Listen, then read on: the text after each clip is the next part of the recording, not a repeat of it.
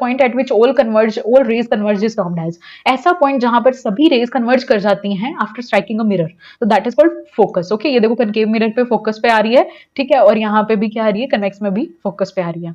Non stick cooking utensils are coated with, non stick cooking utensils होते हैं उनके ऊपर कोट करा जाता है टेफ्लॉन का बच्चे, ठीक है। मार्श गैस क्या है, that is a methane gas. Okay, now 74th, which of the following micro organism is used in milk curdling, कौन सा माइक्रो ऑर्गेनिज्म यूज करा जाता है to make curd, that is a lactobacillus, ठीक है, बहुत important.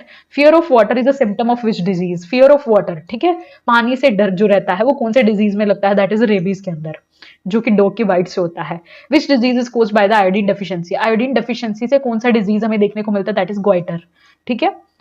77th, Newton's first law of motion gives the concept of, Newton first law of motion जो है वो इनर्शिया के ऊपर बेस्ड है बच्चों, ठीक है, inertia. After that which gas is produce when acid react with metal, जब एसिड मेटल के साथ रिएक्ट करता है तो कौन सी गैस प्रोड्यूस होती है, ये आपने ना रिएक्शन 10th क्लास में भी करी होगी, बहुत इंपॉर्टेंट है, जिसमें यहाँ पर हम क्या लेते हैं, जिंक ग्रेन्यूल्स लेते हैं, उसमें HCl डाल देते हैं, ठीक है। जिंक के अंदर जब हम HCl पास करवाते हैं, that is a hydrochloric acid, तो ZnCl2, ठीक है, और हमारे पास जो गैस रिलीज होती है with the pop sound, that is a hydrogen gas, हमेशा याद रखना कि जो पॉप साउंड देगी that is a hydrogen gas, ठीक है।